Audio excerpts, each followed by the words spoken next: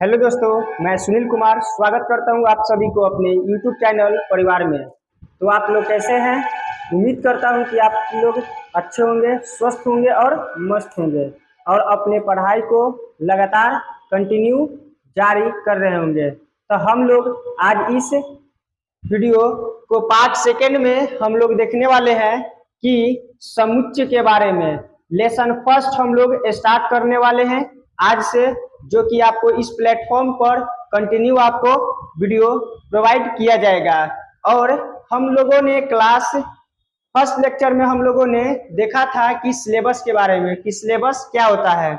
अगर आपको सिलेबस की पूरी जानकारी नहीं हो तो आप लोग फर्स्ट वीडियो को देख लीजिए ताकि आपको पता चल जाए वहां से कि हम लोगों को कौन कौन से चैप्टर पढ़ना है। तो आइए देरी न करते हुए हम लोग अपना सेशन को स्टार्ट करते हैं।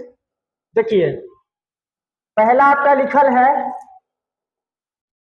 कि समुच्चय लेसन जो है आपका फर्स्ट स्टार्ट करने वाले हैं हम लोग, जो लेक्चर सेकंड आपका होने वाला है। इंट्रोडक्शन पूरा हम लोग बेसिक से पढ़ने वाले हैं लेसन फर्स्ट को। ठीक, आइए कंटिन्यू जारी करते हैं। इससे पहले हम लोग देखेंगे कि आखिर के समुच्चय पहला लेसन जो है हमारा सेट सबसे फर्स्ट लेसन जो है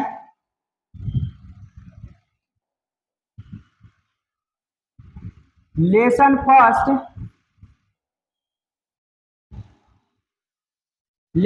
फर्स्ट हम लोगों को समुच्चय है, जो कि समुच्चय के बारे में हम लोग जानेंगे कि समुच्चय के अंदर कौन कौन से टॉपिक के बारे में पढ़ेंगे।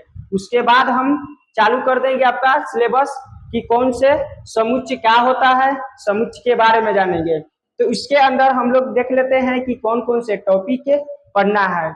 सबसे पहले हम लोग देखेंगे समुच्चय और उनका निरूपण। समुच्चय और उनका निरूपण जो कि आपका प्रश्नावली 1.1 में पढ़ना है। प्रश्नावली 1.1 में हम लोग देखेंगे कि समुच्चय और उनका निरूपण के बारे में। ठीक, अब सेकेंड आपका समुच्चय के प्रकार। समुच्चय के प्रकार में हम लोग देखेंगे कि कौन कौन से समुच्चय के प्रकार होते हैं। समुच्चय के प्रकार में आपका उसका प्रकार देखेंगे रिक्त समुच्चय और परिमित समुच्चय, अपरिमित समुच्चय, समतुल्य समुच्चय और बराबर समुच्चय, एकल समुच्चय और एक और आप लोग का है युग्म समुच्चय।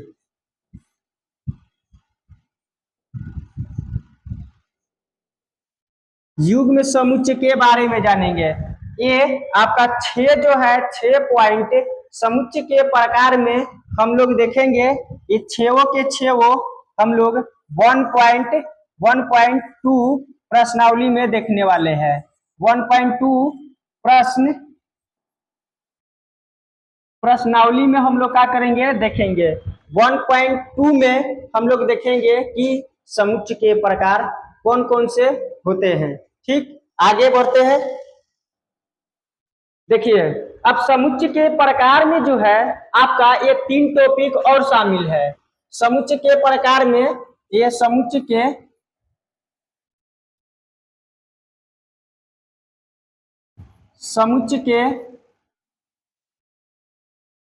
प्रकार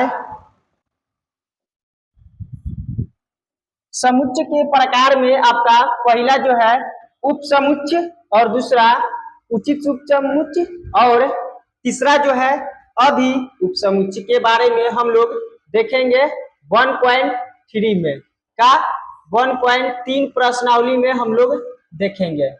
प्रश्नावली 1.3 में हम लोग चर्चा करेंगे कि उपसमुच्चय क्या होता है और उचित उपसमुच्चय क्या होता है, अधि उपसमुच्चय क्या होता है। ठीक, अब हम लोग आगे देखते हैं कि और कौन कौन से टॉपिक पढ़ना है। ठीक, पहला आपका है एक वेन आरेख।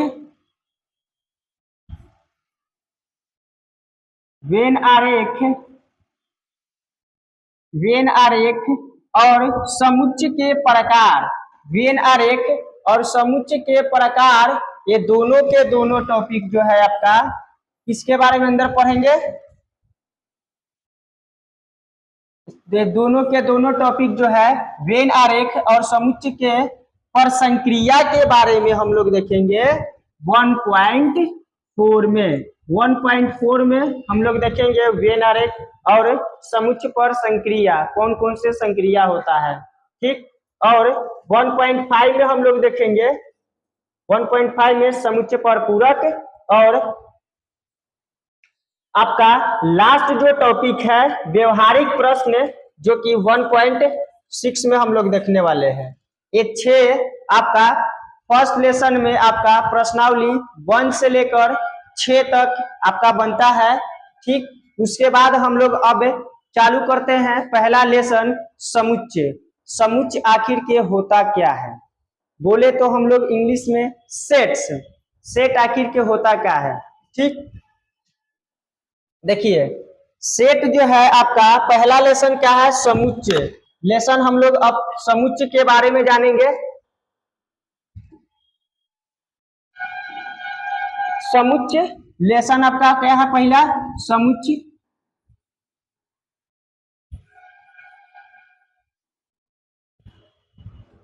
समुच्चय सेट्स, जो कि ए लेसन आपका फर्स्ट है। लेसन आपका फर्स्ट में समुच्चय देखेंगे कि आखिर के समुच्चय में फर्स्ट पॉइंट हम पहले बताए थे। फर्स्ट पॉइंट में हमने क्या बताया कि देखना है समुच्चय 1.1 के लिए बाबू क्या करेंगे कि समुच्चय और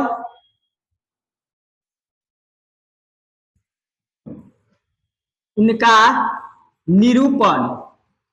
निरूपण के बारे में हम लोग चर्चा करने वाले हैं। तो सबसे पहले हम लोग देखेंगे कि समुच्चय, आपका पहला टॉपिक समुच्चय चैप्टर जो है आपका समुच्चय के अंदर आपका पहला टॉपिक जो है समुच्चय, कि समुच्चय होता क्या है, ठीक। देखिए समुच्चय जो है आखिर के हम लोग पढ़ते क्यों हैं। मान लिए कि समुच्चय के मतलब क्या होता है, उससे पहले आपको हम कुछ कहानियां बताना चाहते हैं कि समुच्चय जो है आखिर के यूज हुआ क्यों, आखिर का समुच्चय का प्रयोग हम लोग करेंगे कहाँ कहाँ पे करेंगे, ठीक। देखिए एक वैज्ञानिक थे जिनका नाम था जॉर्ज कैंटर। जॉर्ज कैंटर जब गणित में त्रिकोणमितीय श्रेणी का हल सवाल कर रहे थे, तब क्या हुआ कि इनको भेंट हो गया किनसे बाबू, तो समुच्चय से। जब समुच्चय से भेंट हो गया तो इन्होंने क्या किए कि समुच्चय के बारे में इतना चर्चा किए कि इनका पूरे विस्तार से इन्होंने क्या किए कि समुच्चय के बारे में लिख डाले। कौन, तो जॉर्ज कैंटर। कौन बाबू, तो जॉर्ज कैंटर। देखिए जॉर्ज कैंटर यही वह शख्स है, देखिए आपको जॉर्ज कैंटर को हम दिखाना चाहते हैं आपको फिगर। देखिए यही वह शख्स है बंदा जो कि आपका समुच्चय के बारे में पूरी डिटेल वर्णन किए हैं, ठीक। देखिए जॉर्ज कैंटर साहब का जन्म जो भइल था वो 1845 में भइल था और मृत्यु 1918 में। इन्होंने बताया कि देखिए जब इन्होंने सवाल कर रहे थे त्रिकोणमितीय श्रेणी के हल, त्रिकोणमितीय का हल जब सवाल हल कर रहे थे तो वहां पर क्या हुआ कि इनका समुच्चय से भेंट हो गया। तो ये पूरा उनका चर्चा कर दिए। तो क्या बोले कि देखिए समुच्चय केवल हम लोगों को फर्स्ट लेसन में ही नहीं पढ़ना है, समुच्चय केवल त्रिकोणमिति के सवाल में ही नहीं आता है। समुच्चय जो है आपका कहाँ कहाँ पर आएगा, पहला समुच्चय बोले कि केवल बाबू कि समुच्चय केवल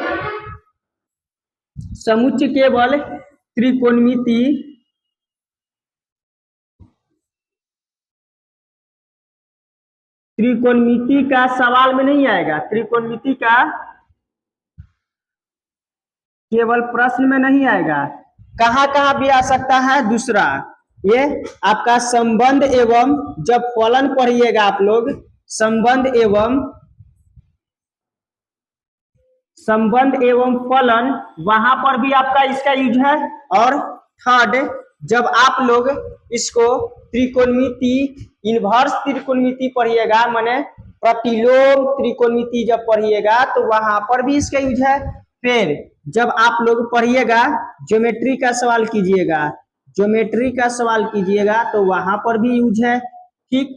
फिर चौथा, जब आप प्रायिकता, जब आप लोग प्रायिकता पढ़िएगा तो वहां पर भी आपका त्रिकोणमिति में भी, त्रिकोणमिति में भी, और पहला त्रिकोणमिति में भी, संबंध एवं फलन में भी, और ज्योमेट्री और प्रायिकता के सवाल में भी आपको समुच्चय का योगदान देखने को मिलेगा। ठीक। उसके बाद हम लोग चर्चा करेंगे कि आखिर के समुच्चय होता क्या है। ठीक, आइए हम लोग देखते हैं।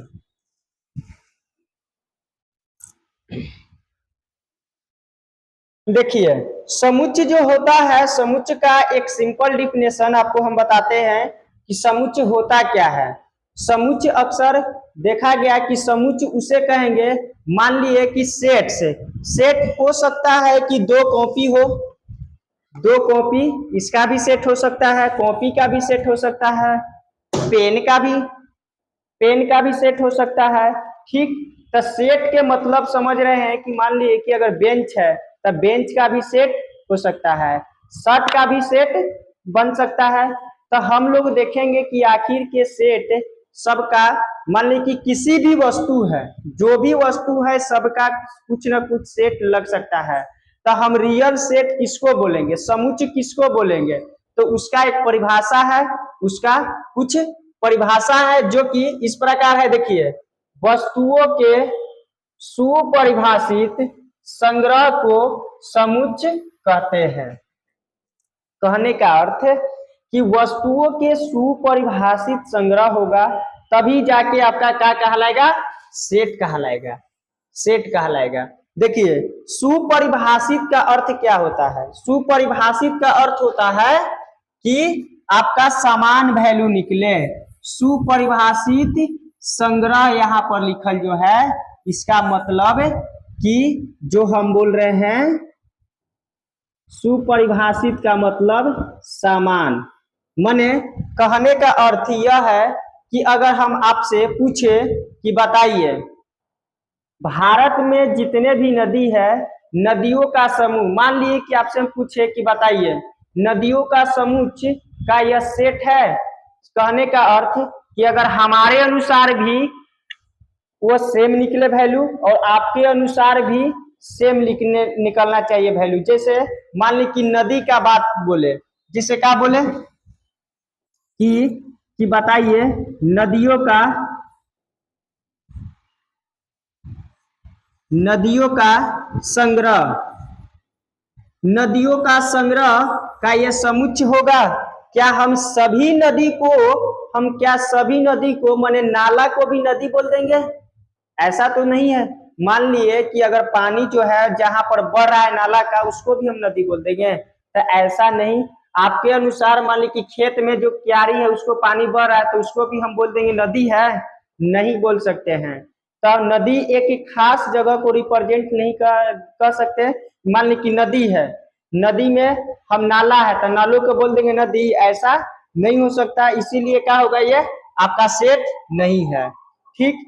हम आपसे पूछे कि बताइए, जैसे में एक सिंपल उदाहरण, जैसे हम आपसे पूछें कि बताइए कि 1 से 5 तक लेके 1 से 5 के बीच कौन कौन से अंक हैं।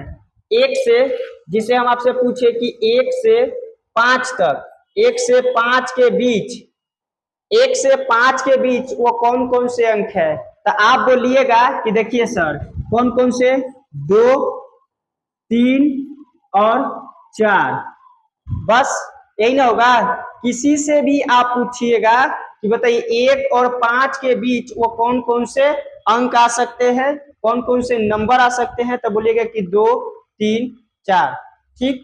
जैसे तो यहाँ पर देख रहे हैं कि हर व्यक्ति के अनुसार हर आदमी का जो जवाब है क्या मिल रहा है, समान मिल रहा है। माने वैल्यू जो है सेम है, तो यहाँ पर क्या बोलेंगे कि समान जब मिल रहा है तो वो आपका क्या कहलाएगा, सुपरिभाषित संग्रह है, तो आपका समुच्चय कहलाएगा। तो यहाँ पर 1 से 5 तक के बीच के वैल्यू जो है आपका समुच्चय है।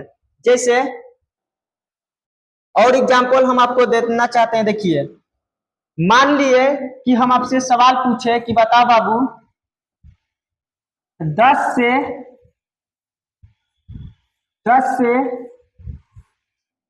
कम विषम प्राकृत संख्या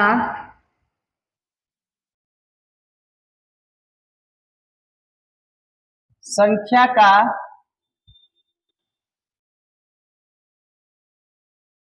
संग्रह का यह आपका सेट है। तो आप बोलिएगा कि देखिए सर 10 से कम विषम प्राकृत संख्या, तो 10 से कम विषम प्राकृत संख्या कौन कौन से होंगे, देखिए कौन कौन से हो सकते हैं,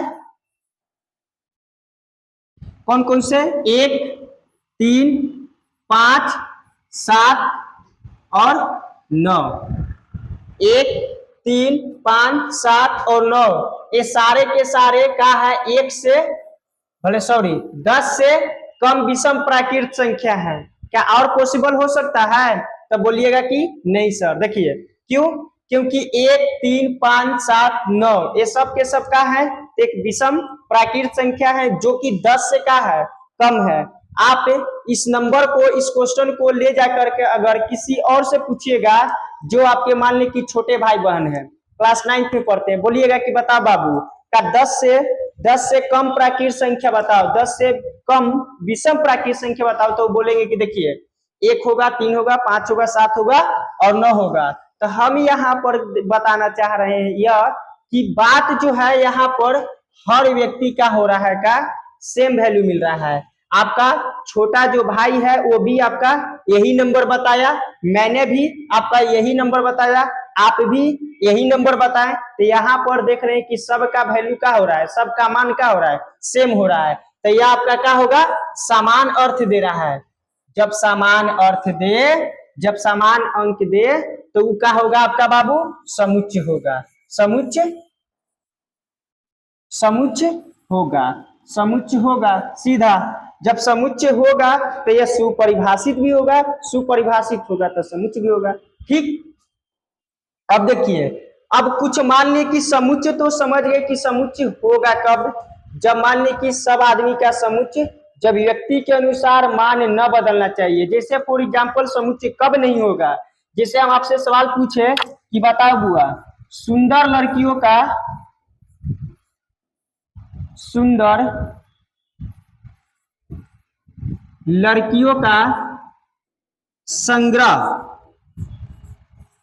का यह समुच्चय है, तो आप बोलिएगा कि बताइए सुंदर लड़कियों का संग्रह का समुच्चय है, तो आप बोलिएगा कि हम कैसे कह सकते हैं कि कितना सुंदर लड़की को बोल सकते हैं सुंदर। इसको मान लिए कि हम कैसे मापदंड थोड़ी लेके चल रहे हैं कि कितना आदमी जो सुंदर है, कितना माने खूबसूरत लड़की को सुंदर कहा जाए, हमको कैसे पता चलेगा। तो ये यहाँ पर हम किसको मान ली कि आपके अनुसार सुंदर हो सकता है कि आपके अनुसार सुंदर आपके मम्मी पापा लगे सबसे बेस्ट, आपके अनुसार मान ली कि सुंदर लड़की मान ली कि कोई हो जो आपके लिए बेस्ट हो मगर दूसरे लिए क्या हो वो ना आप सुंदर लगता हो। तो हर आदमी के लिए क्या होगा, आप जो बात है वहां पर देख रहे हैं कि अलग अलग स्टेटमेंट मिलेगा। तो इसीलिए यहाँ पर सुंदर लड़की का समूह जो पूछेगा, संग्रह पूछेगा, तो आपका क्या होगा, सेट नहीं होगा, माने समुच्चय नहीं होगा। सुंदर लड़की कितना माने सुंदर, माने कितना मेकअप करने वाले लड़की को हम सुंदर कहेंगे, इसका मापदंड हम लोग नहीं कर सकते हैं। इसीलिए क्या होगा, ये आपका वैल्यू जो है असमान दे रहा है, समान बात नहीं कर रहा है, इसीलिए यह समुच्चय नहीं होगा। जैसे हम आपसे पूछना चाहते हैं कि बताइए दो खिलाड़ियों का नाम बताइए जो मान लिए कि छक्का मारता हो, तो आपके अनुसार हो सकता है बोलिएगा कि आप रोहित शर्मा है। मान लिए कि हम आपसे पूछे कि बताओ सबसे छक्का मारने वाला कौन सा खिलाड़ी है जो भारत में सबसे ज्यादा, तो आप बोलिएगा कि रोहित शर्मा। मेरे अनुसार हो सकता है कि कोहली हो, ठीक है। तब आपके अनुसार रोहित शर्मा हो सकता है। दूसरे के सो कोई कोई पूछेगा तो बोलेगा कि ऊ न कौन, मान ले कि ऋषभ पंत हो सकते हैं, ठीक, विराट कोहली हो सकते हैं।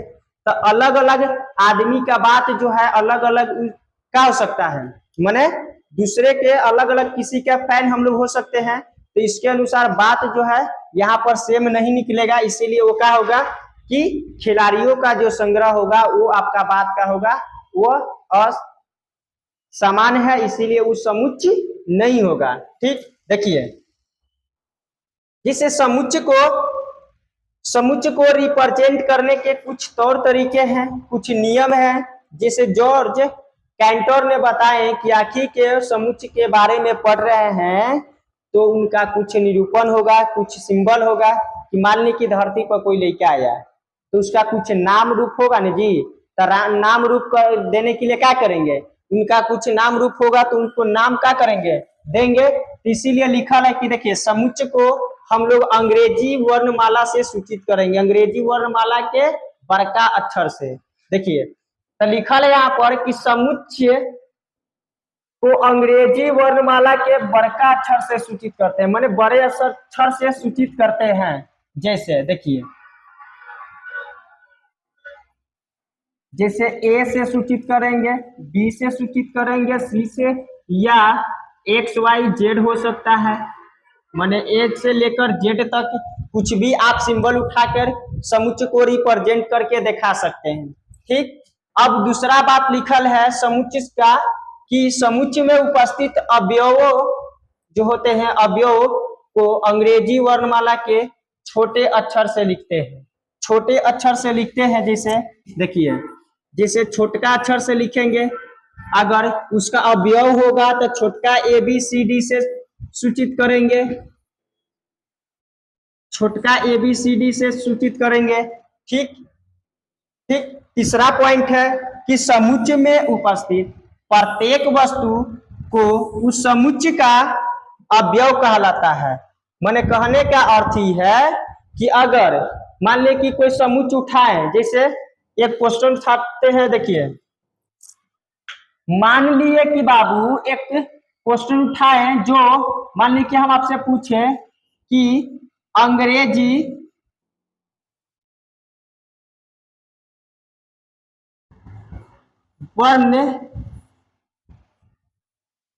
वर्णमाला के स्वर,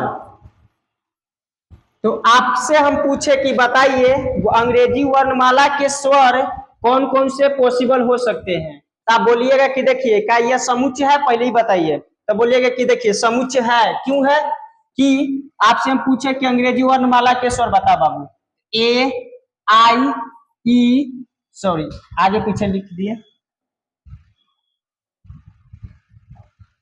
ए ई आई ओ और यू, ये सब के सब का है तो अंग्रेजी वर्णमाला के भवेल है। तो जब भवेल है तो इस सब के बाद किसी से भी आप पूछिएगा नर्सरी क्लास के लिखन से बता हुआ अंग्रेजी वर्णमाला में भवेल कौन कौन, तो बोलेगा कि ये पांचों। आपसे भी पूछे तो यही पांचों। तो अर्थ सबके क्या हो रहा है, समान हो रहा है। जब समान हो रहा है तो ये क्या होगा, समुच्चय है। तो समुच्चय को ऐसे बने कहे मतलब कि आदमी जो है मेकअप लगाता कहे है, बताइए सुंदर लगने के लिए ना है। आप कपड़ा मान ली कि आदमी जो है कपड़ा पहनता है क्या लगे, सुंदर अच्छा लगने के लिए। तो ठीक उसी प्रकार समुच्चय को क्या किया गया है, किसको अच्छा लगने के लिए क्या किया गया है, बताइए। इसको अच्छा लगने के लिए इसको कुछ नाम दे दिया गया है। मान ली कि बिना नाम के है तो इसको मान लेंगे कि माना कि ए समुच्चय, जिसको हम सूचित कर दिए कौची से बाबू, ए से, बड़का एबीसीडी से हम सूचित कर दिए कि बड़का एबीसीडी से सूचित कर दिए, और क्या कर देंगे कि ऐसे मझिला ब्रैकेट दोनों पट्टी लगा देंगे। तो यह आपका हो जाएगा कुछ सेट बन के तैयार हो गया। क्या ये आपका सेट बन के तैयार हो गया। अब इसके अंदर जो है ये आपका क्या कहलाएगा, सेट हो गया। अब इसके अंदर सुनिएगा ध्यान से, अब इसके अंदर ए सेट के अंदर जितने भी अवयव हैं, जितने भी मैंने कहा कि मतलब लेटर लिखल है, ए सेट के अंदर जितने भी लेटर हैं वह सब के सब क्या कहलाएंगे, अवयव कहलाएंगे। क्या कहलाएंगे, अवयव कहलाएंगे। ठीक,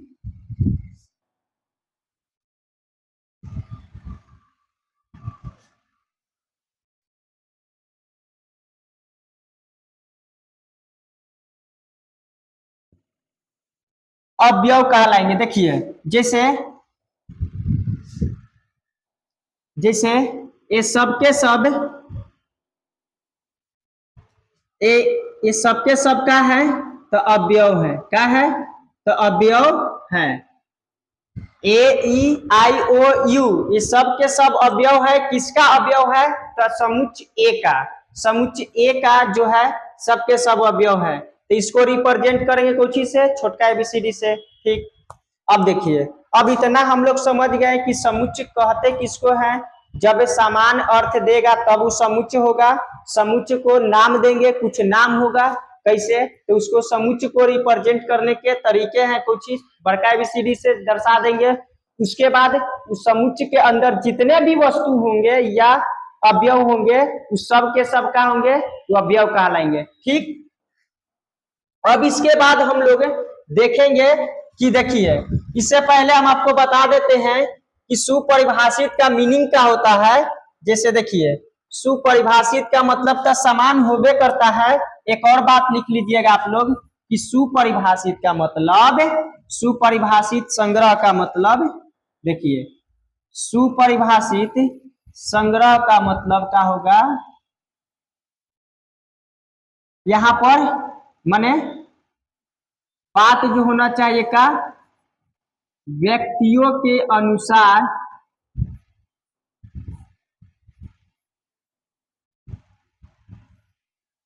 व्यक्ति के अनुसार न बदले। देखिए, व्यक्ति के अनुसार बात को नहीं बदलना चाहिए। हमारे अनुसार, आपके अनुसार, किसी और के अनुसार बात क्या होना चाहिए, समान होना चाहिए, तब आपका वो समुच्चय कहलाएगा। ठीक, चलिए हम लोग आगे बढ़ते हैं, देखते हैं।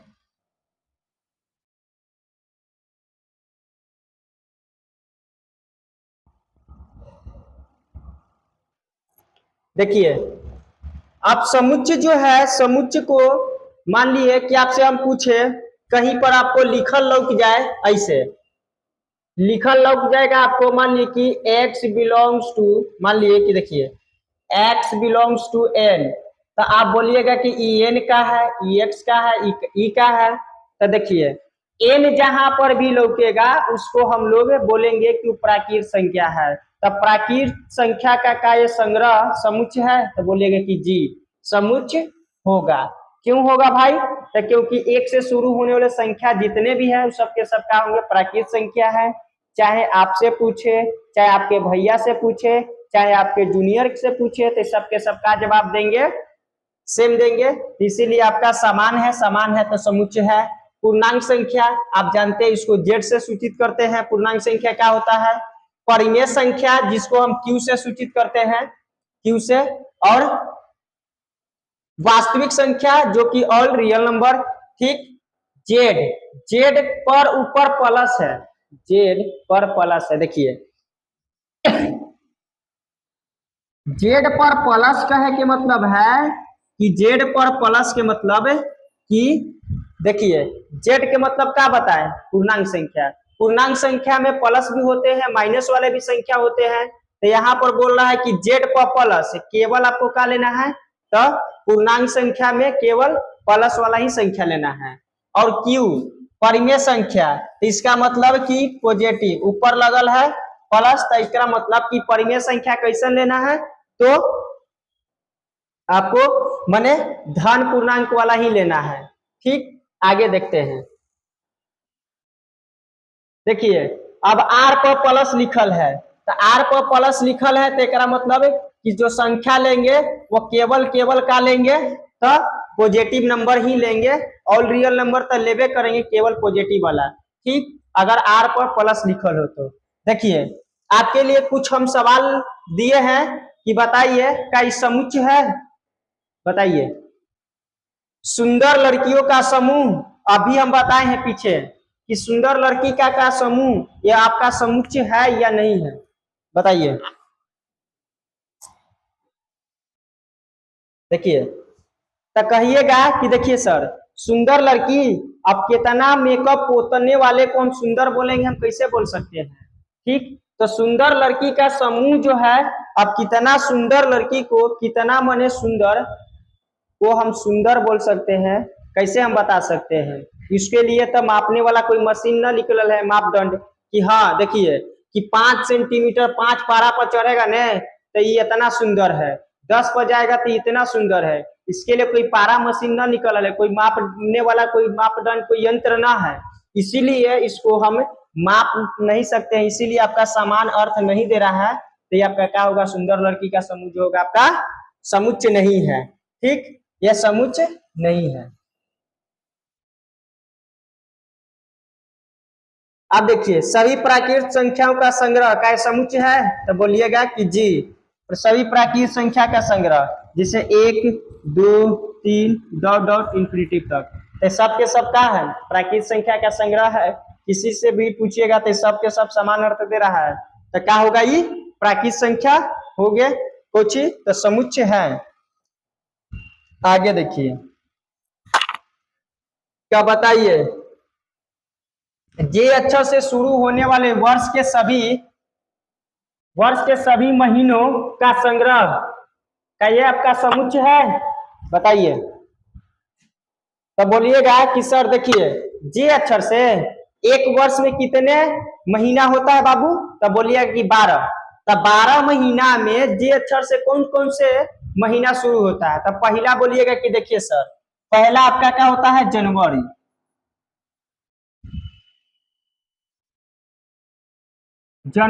दूसरा आपका बोलिएगा कि देखिए सर, दूसरा होता है जून, और तीसरा होता है बाबू जुलाई। बस, और कोई बताइए? पहला आपका होता है जनवरी, दूसरा आपका होता है जून, और तीसरा आपका होता है जुलाई। ये तीन जो है माह आपका, ये 3 माह जो है जे से शुरू होने वाले हैं। ठीक, तो इसको हम नाम दे देते हैं। अभी बोले कि समुच्चय जो है इसको रिप्रेजेंट करिएगा बाबू, तो उसका नाम दे दीजिएगा। तो नाम दे देते हैं बड़का ए, इसको मझिला ब्रैकेट के अंदर लिख देते हैं। अब बस ये आपका एक अच्छा लग रहा है तनी मस्त सा, तो ये बोलेंगे कि क्या है? तो जे अक्षर से शुरू होने वाला जो वर्ष के महीना है, ये जनवरी जून और जुलाई, ये आपका क्या है? तो समुच्चय होगा। बस इतना ही पॉसिबल हो सकता है, इससे ज्यादा कुछ नहीं, इसीलिए आपका क्या होगा? समुच्चय है। ठीक, अब हम आपसे पूछते हैं कि बताइए, बोलो अक्षर का संग्रह, बोलो अक्षर का संग्रह का ये समुच्चय है? देखिए, एक बात ध्यान से सुनिएगा, मेरा ध्यान से बात देखिए। जैसे हम आपसे पूछे कि देखिए समुच्चय में कंडीशन, जिसे फॉलो शब्द था, जैसे मान लिए कि नवीन शब्द हो, जिसे और क्वेश्चन देखिए, जिसे मान लिए कि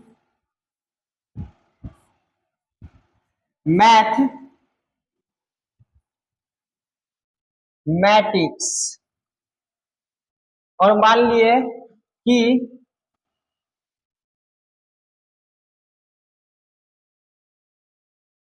स्कूल।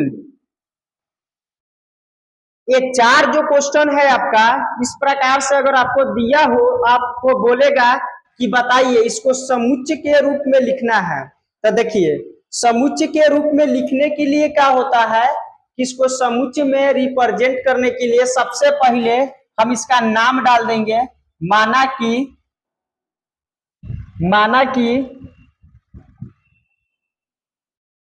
माना कि ए, ध्यान से देखिएगा, बात को ध्यान से सुनिएगा।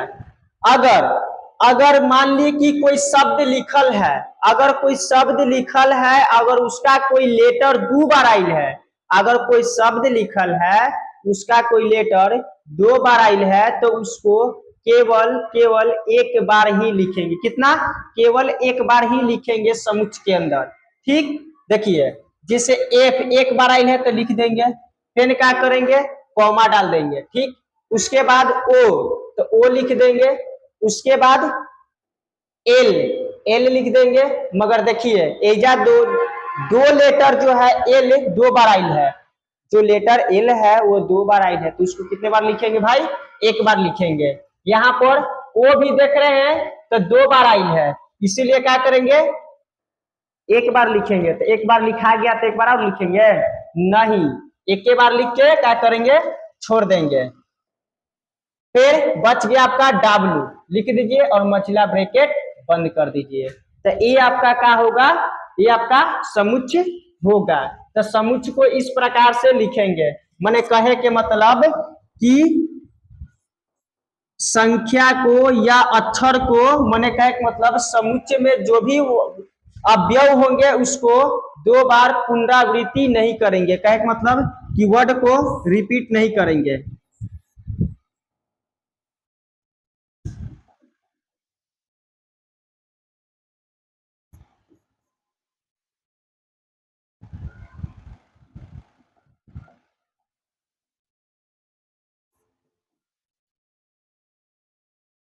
किसी भी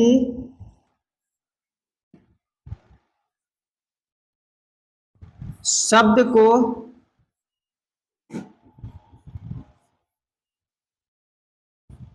समुच्चय के अंदर 2 बार नहीं लिखेंगे।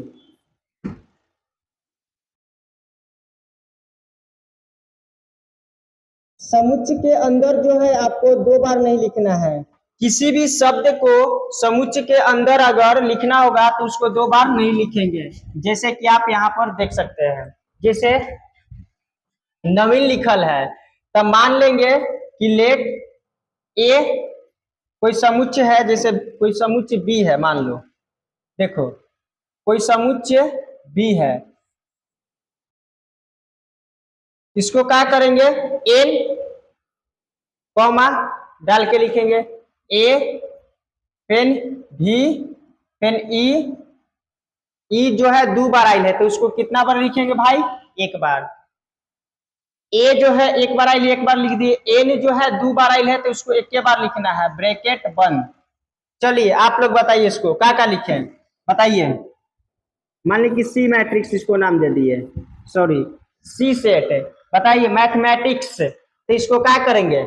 सबसे पहले बोलिएगा कि लिख दीजिए सर एम, ए लिख दीजिए, टी लिख दीजिए, एच लिख दीजिए, ई लिख दीजिए। ठीक, अब बताइए एम, एम जो है आपका कितने बार आइल है? 2 बार, तो इसको 1 बार लिख दिए है, एन लिखेंगे। ए आपका लिखा गया है, 2 बार आइल था, लिखा गया है। टी जो है आपका 2 बार आइल है तो 1 बार लिख दिए है, और आपका आई नहीं है तो आई लिख देंगे, और सी नहीं है तो सी लिख देंगे, और एस नहीं है तो एस लिख देंगे। हो गया। चलिए इसको बताइए, माना कि कोई डी सेट है, चलिए बताइए S comma C comma H comma ओ कॉमा एल, हो गया।